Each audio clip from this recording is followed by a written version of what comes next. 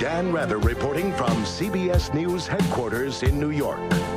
Good evening. Danger, war, killer, fraud, CIA, mayhem, crisis, horrible, inflation, military threat, the flaming debris, fatal heart attack, stress injuries, prison disaster, economic collapse, dangerous radiation, a tide of violence and human misery, a liar and an unremorseful killer. Communist international smuggling pipeline, starving victims, and how they die.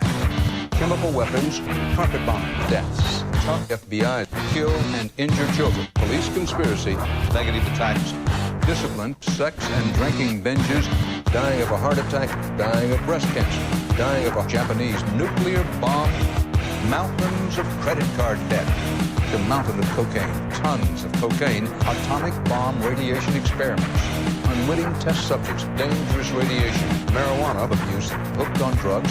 Time for us to bug out. Yeah, it's time for us to bug out. Rocked by rape. Time for the Evolution Control Committee to bug out as I bug in. What's up, Patriots? Welcome back to Blunt Force Politics, the show that hits the news with a hammer and leaves no lies standing. I'm Dirty South Josh, your host, your blunt instrument, your friendly neighborhood truth dealer. Tonight it's Snap Chaos, TikTok idiots threatening to loot over EBT, a politician whose own mom says he's not an American, and more bureaucratic theater. So strap in, hold on, and get your tinfoil hats, because it's time to jump in. Killed a tourist, funeral victims, racist massive lawsuit. Hostage. It's gonna be an exciting one, I think. Or not. CIA narcotics operations. Yeah, episode 3, we'll see how this goes and the top headlines going on right now. SNAP funding and judges' rulings. So, I'm just going to drop the first clip now. I warn you, this first one's from CBS Mornings, so I warn you ahead of time there. Back here in the United States, the largest labor union of federal employees is breaking with Democrats and pushing for an immediate deal to end this government shutdown. Thousands of federal workers will not get their scheduled paychecks this week. The shutdown now may have an even bigger impact starting this Saturday. Caitlin Huey-Burns has that part of the story. Aaron Annis is one of more than 40 million Americans who rely on federal food assistance. We're just people that just need to eat and have some security in our lives. That's what it's about. But due to the government shutdown, that help may soon run out. The USDA has declared that there will be no benefits issued beginning this Saturday, November 1st. For Annis, it's a daunting deadline. The Pennsylvania native never thought she'd need SNAP benefits, but 3 bouts of cancer and a double knee replacement left her unable to work. Having those resources, what does it mean for your life? Everything. It means everything to me. What exactly do you think you're going to need to do? I'll have to ask my children to help me. And what is... That's an awful feeling. How so? For them to have to help me. Even in... It's a little tough to think about sometimes. She'll also turn to her local food pantry. Shyla Ulrich is CEO of the Central Pennsylvania Food Bank and is expecting demand to increase. People are...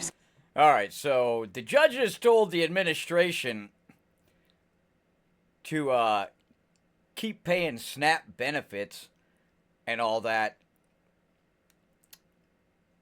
But big surprise, the course forced common sense because politicians are ready to play games already with people's food. Punchline is the federal courts can't order Trump to spend any money on this. It doesn't work that way.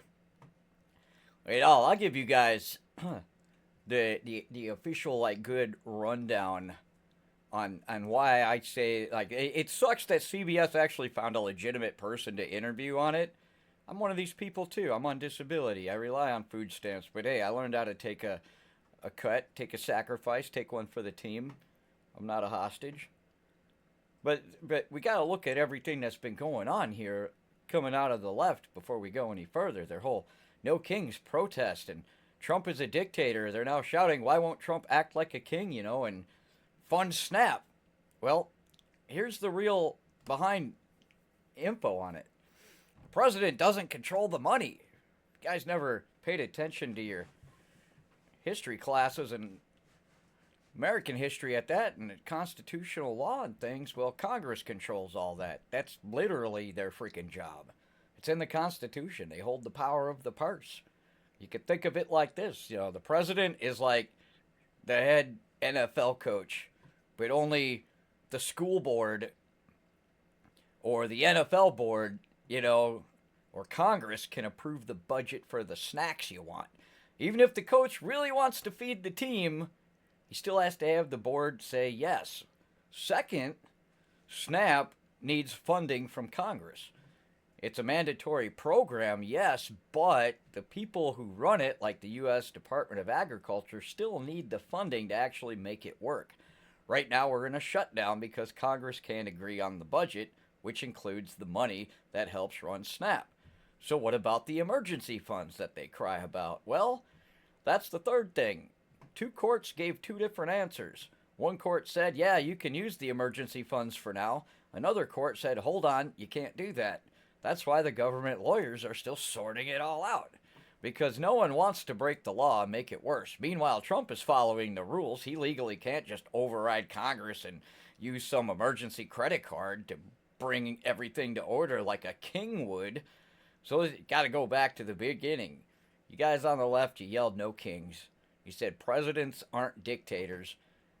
And you demanded that Trump stay in his lane and not do things without Congress. But now you're mad that he won't act like the king you protested against. You got to make it make sense. We have laws for a reason. Trump can't fund SNAP on his own. Congress has to pass a funding bill. The courts are still ruling on emergency spending, and you can't scream dictator one day and where the fuck is my king the next. That's my bottom lowdown on the whole thing. If that doesn't explain it, then I guess you're just freaking retarded. And you don't need to have it explained any further than that. That's what I gotta say about them apples. Like, dude, if you can't pay attention to it's that, a moment you know, where people don't know. Time to get rid of that. Got another clip here. This one is from Script News. Hear what they got to say on their take of it. The federal government has issued a stark warning to millions of low-income Americans. The Supplemental Nutrition Assistance Program, otherwise known as SNAP or food stamps, will see benefits halt on November 1st if the government remains shut down. This program helps 1 in 8 Americans buy groceries. Our business and tech correspondent Maura Barrett is tracking how this will ripple through the economy. And Maura, how vulnerable are particular populations if benefits are delayed or even stopped? Well, Holly, when you talk about 1 in 8 Americans being enrolled under SNAP or food stamps, that equates to more than 40 million people. And when you look at the breakdown of the types of families that are affected, it's very significant when it comes to families with children. If you take a look at this, 62% of those participants have children. Almost 40% of the participants are in families with older adults, so elderly people or people who are disabled.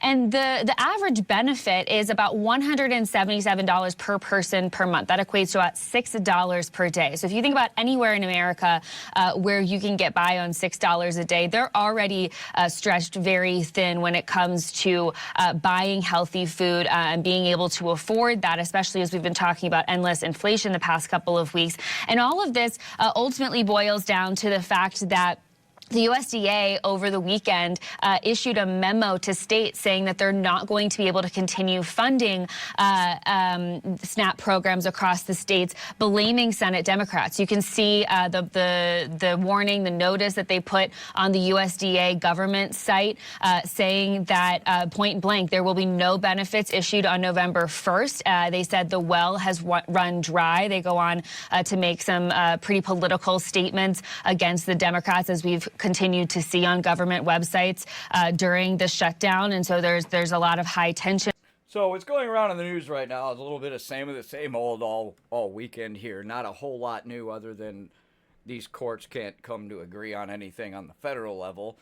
We had people bitching about fucking looting. That's going to get in our next section here. It's like Jiminy Crickets. They're going to threaten to loot Walmart. And there was all these rumors. I'll touch on the Walmart rumors. It's not true. Walmart was not going to shut anything down or close their stores because of these threats of looting. It was more left-wing extremist rumors trying to make it sound a lot worse than it really is. And here we are. Are we on November 2nd now? And I haven't heard anything about any of these looters quite yet. TikTok users warn of looting and riots following the pause in food stamp benefits. It's about food, survival, and anger at the U.S. government. Over the past few days, several TikTok users have posted alarming videos threatening to loot stores and start riots after reports that the federal government may temporarily pause or reduce SNA. Dude, the cops ought to just smoke a big fat one and go arrest all these people that submitted these videos. AP benefits, better known as food stamps. SNAP benefits will not be issued for the month of November. These benefits, which help more than 42 million Americans afford groceries, are reportedly facing funding shortfalls that could affect millions of families starting in November. Good morning. Yeah, we're looking at some 42 million Americans looking at losing their SNAP benefits, with lawmakers unable to come to an agreement. Now, we know different states. And the senator from New Mexico was absolutely right. SNAP recipients shouldn't go without food. The news has sent shockwaves through lower-income communities, and social media is now becoming the stage for outrage, frustration, and in some cases, outright threats of violence. In one viral video, a man said, "It's not Hot Girl November anymore. It's Help People Live November. If a security guard tries to stop anyone from stealing, I'm getting involved." I personally will hold back a security guard. I will fight back a security guard if they try to stop someone from stealing food they need to live. You should too. His message, openly endorsing theft, quickly spread online, gaining thousands of reactions and stitches from others expressing similar anger. Other TikTokers followed with similar threats, promising to steal from stores, take what's ours, and fill up our purses with whatever we want. One even showed off luxury handbags, joking about using them to stash stolen goods. Many of these videos appear to blur the line between real frustration and online shock content. Some users seem to be venting about their struggles to afford food and rent. Others, however, are clearly encouraging theft, violence, and chaos, treating the potential SNAP pause as a reason to rebel against what they see as a broken system. At the heart of the issue is the Supplemental Nutrition Assistance Program, or ain't that just like the Democratic left, the way they've been acting? It's like they look for a reason to loot and cause violence and chaos. Like, good Lord. SNAP, a federal initiative that provides funds to help low-income families buy food, but reports have surfaced that the U.S. Department of Agriculture may not have enough funding to continue full payments through November, unless Congress acts quickly to approve new allocations. This looming shortage has triggered widespread fear among people who depend on those benefits just to survive. Many Okay, so they had a lot of good cases that I've seen on some of the other ones talking about, you know, how they really rely on it. But the thing is the good videos I've seen from the decent people that actually rely on SNAP, they're not threatening looting. They're telling other people that have very limited income how to stretch your dollar and make it actually work to survive through it. You know, it's like, I rely on it. I'm disabled, and I spend half my fucking income in child support. So I'm really hurting, and I've found a way to make it work. You know, it sucks, but yeah, I can make it work. I think everybody else can. The majority of the videos I saw, and I looked through about 65 of them over the weekend, it was horrible. Horrible the stuff people said. And like they were saying in there, usually they had designer. I've seen people with freaking Louis Vuitton bags, Gucci necklaces with diamonds, talking about they need their EBT. Like, dude, listen, lady, if you got the latest iPhone and you can afford to have Gucci for whatever reason, you can sell your handbag and pay for your groceries for the next 6 months. You know, what's up with that shit? You know, it's like, Jesus. I already butchered the little shout to Skyline Slide 54 on the chat, but I did butcher the Mafia NBA story last week. Well, here we go. Here's a little bit. Here's like another clip I found from Timcast on the EBT threatening to loot and everything. I won't play the whole clip, but this is a pretty good overview. From theroot.com. I don't know how you describe The Root. It is black news and black views with a whole lot of attitude. Well, that's how you describe it, Tim. That's how you describe it. That's how you describe The Root. If the SNAP benefits cutoff results in violence, it wouldn't be the first time. It's funny because I believe they changed the headline, which used to read, "The TikTok plan to stage a massive theft event at Walmart." And they said it was going viral. The problem is it's not going viral. They're just hoping that it happens. So they've got this post from TikTok, which I'll pull up and we'll play for you. You guys ready? Here you go. Listen to this. Oh, people, my people, I wish we stopped crying about this motherfucking EBT card. At the end of the day, they trying to see is we gonna stick together.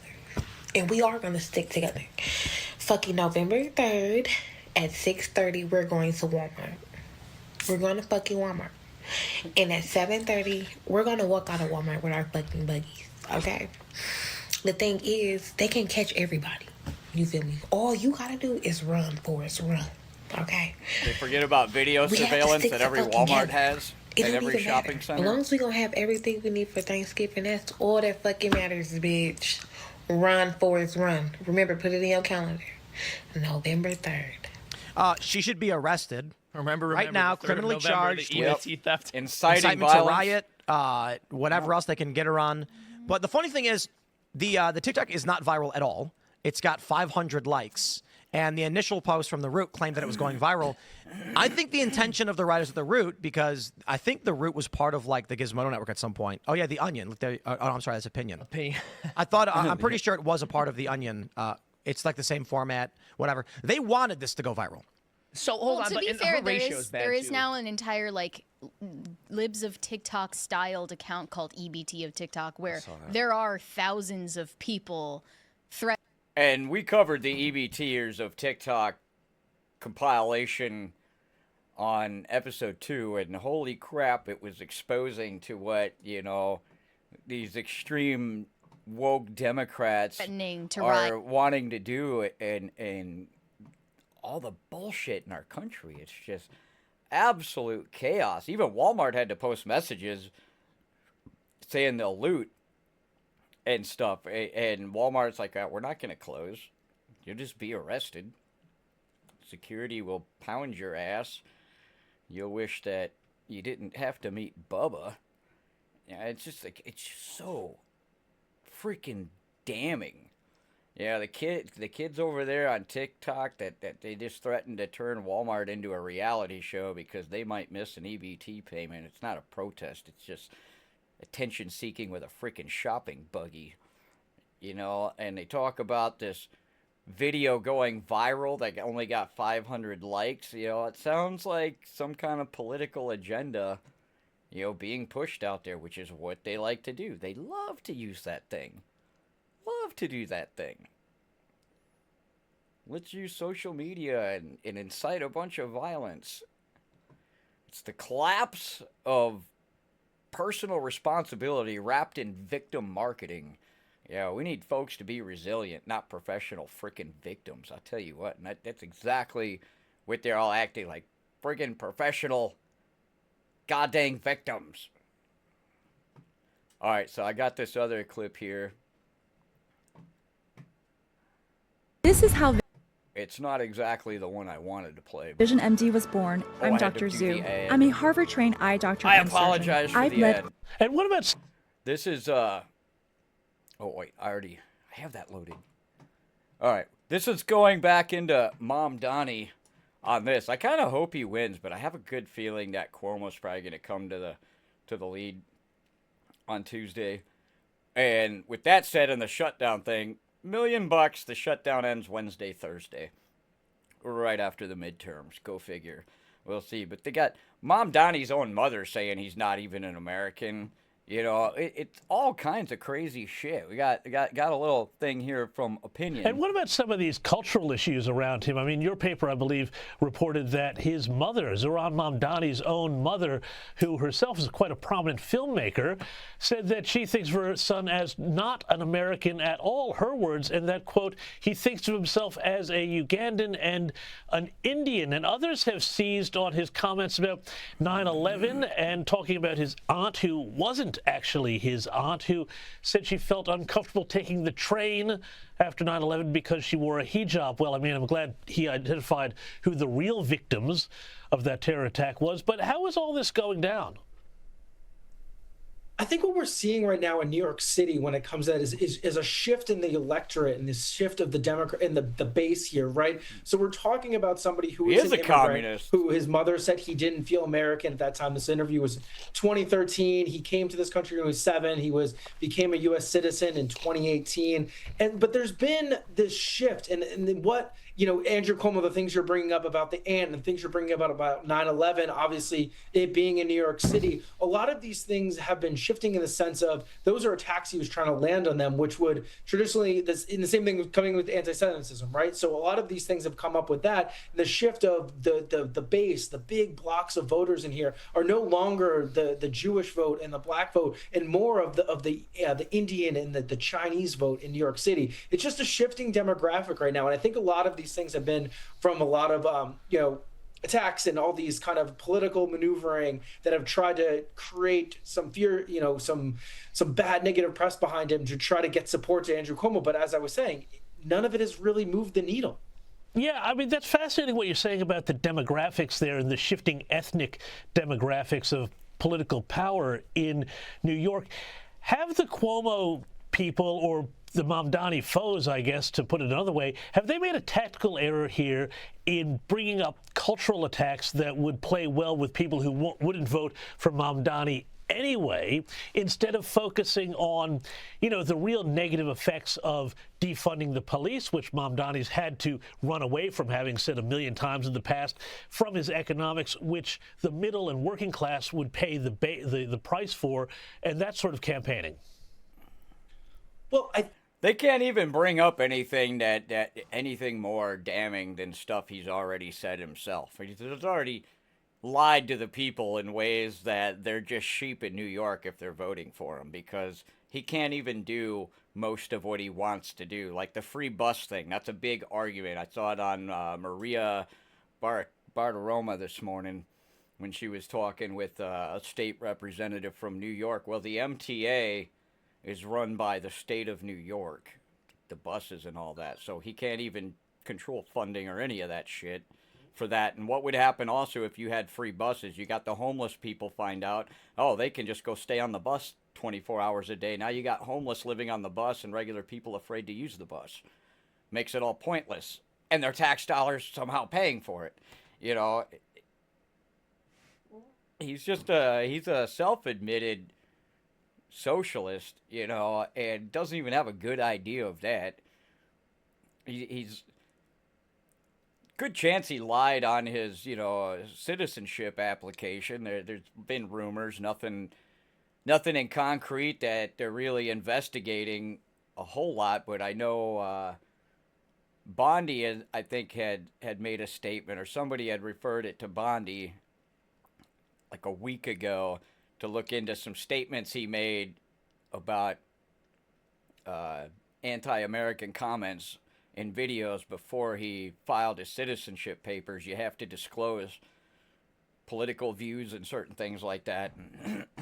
Like I say, I don't think anybody that wasn't born naturally in this country should be involved in any political or elected position, period, because their loyalty could be split and you'll never be able to prove one way or the other. And I don't like that. I don't like that possibility. It sucks to be a foreigner coming to this country, but hey, have kids here. Your kids can fucking do that shit. Raise your kids right. We shouldn't have foreigners coming to this country with the hopes of being a career politician that's never had a real job and done much in their adult life, and then they want to come and tell New York City, the biggest city in the country, the most economical powerhouse in the country, and already because of the way shit's been running out there. They've been going in droves to Florida and Jersey and like other states, and corporations are going to start moving stuff. If you start taxing another 1-2% on the richest people and corporations, you know, in the city, well, guess what? They're going to move to a different city. They're going to move to a lower tax bracketed city. I mean, that's just business. That's smart business too.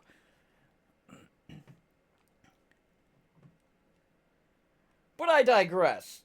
We'll find out on Tuesday which sack of shit they're going to vote for in New York. It's going to be one pile of shit or another pile of shit. It's just which level of stink we're going to have will depend. Switch into another ongoing coverage of the drug boats. I've been hearing the left whine a lot about all this. God, I couldn't believe this bitch the other day.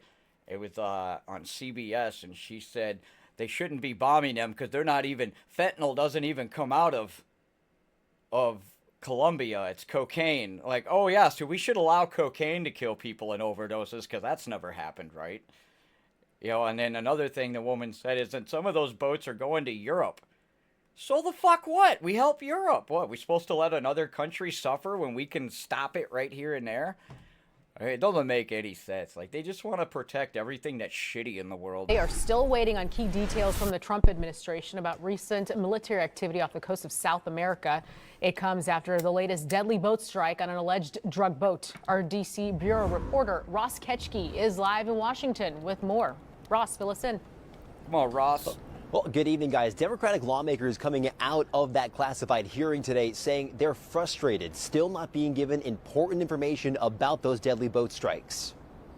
I think they owe us some explanations of what they're doing. Democratic lawmakers leaving a classified briefing on Capitol Hill. We do need to get serious about the flow of drugs, but I heard nothing today that shows how they're actually going to end that. The meeting detailing U.S. strikes on alleged drug boats in the Caribbean. Since September, the military has hit at least 15 vessels between the Pacific and Caribbean, killing 61 people. The Trump administration says the boats were smuggling drugs for the cartels, but I heard no strategy, no end game. Democrats in the briefing say key information is still missing, and they're raising questions on whether the strikes are even legal. There's nothing that we put in there that changes my assessment that this is completely illegal, that it is unlawful, and even if Congress authorized it, it would still be illegal because they are extrajudicial killings. I think this woman shouldn't be involved in anything. Since returning to the White House, President Trump has leaned heavily on military might to combat the cartels, designating the drug. I just want to say clearly, that last woman should be on an OnlyFans sucking something, because like that's about all she's good for.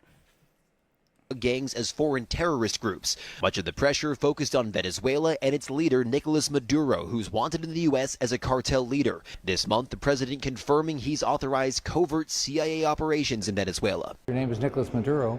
You probably are either going to be in prison or you're going to be living in Russia and China. Florida Senator Rick Scott says he supports President Trump pursuing what he calls peace through strength. We asked him if he thinks it will take U.S. boots on the ground in Venezuela to topple Maduro's regime. I hope not. It will. But I think his days are numbered. And one thing we have not yet seen to this point has been U.S. strikes on land in South America targeting cartel activity, but that is something President Donald Trump has said will be the next step. Live in Washington, Ross Ketchke, Local 10 News. Ross.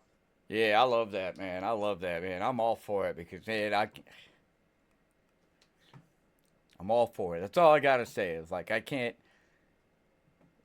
let it go down on the wayside, the problems that previous CIA directors have caused down there. It's been horrible. And there's been talk about the tariffs lately. I just got a little clip on that. I like to get a nice variety of news sources. This is from Newsday. And it's interesting to get different points of view on what people think's going on. The U.S. Supreme Court will begin hearing arguments this week on the legality of broad tariffs imposed by U.S. President Donald Trump on South Korea and other countries.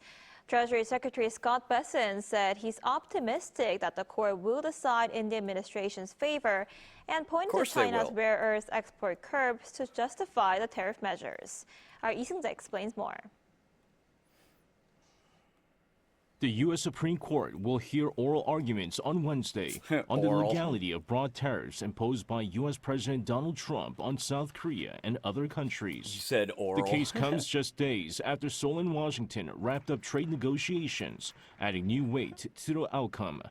Lower courts have already ruled that Trump's tariffs violated U.S. law, but the final verdict remains uncertain, given the Supreme Court's conservative 6-3 majority.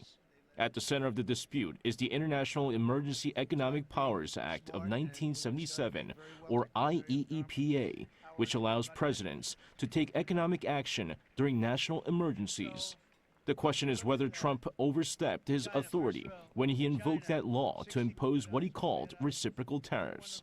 In April, Trump declared a national emergency, claiming that America's chronic trade deficits posed a threat to both national security and economic stability. He then imposed sweeping tariffs under IEEPA, setting a 25% duty on South Korean exports, which was later reduced to 15% after Seoul pledged a $350 billion investment in the United States.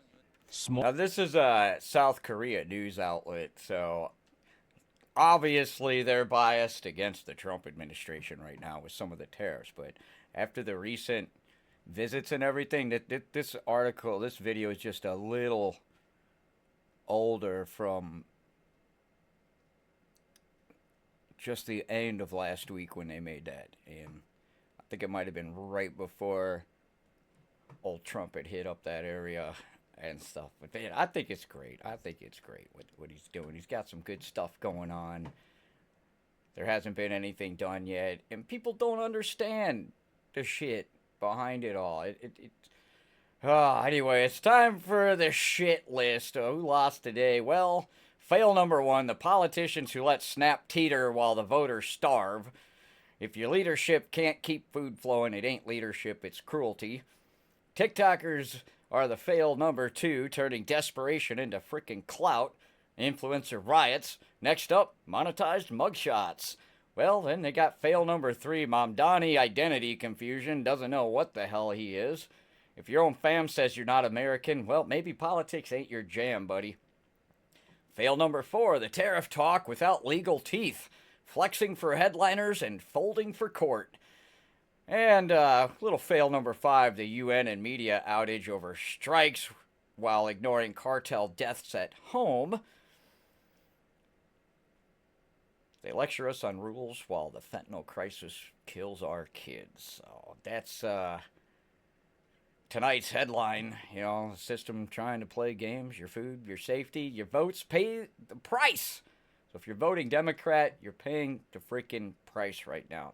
We're all paying the price because of Democrat leadership that's in there. When Fetterman, who is now becoming my favorite Democrat, and I think the only goddamn common sense one out there, the rest of them should be like that.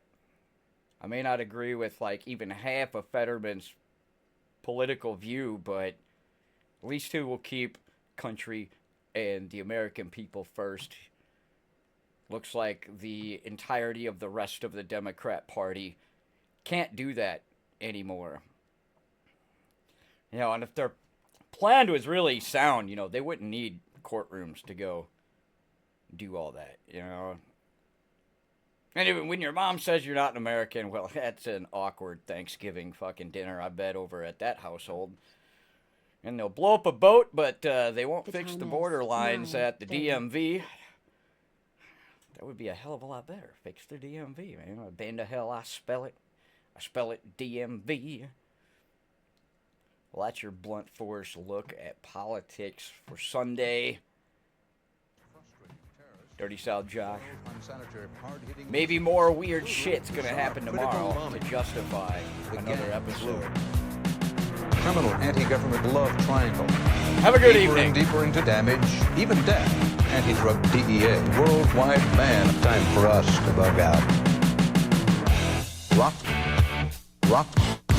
Rocked by rape. Rocked by rape.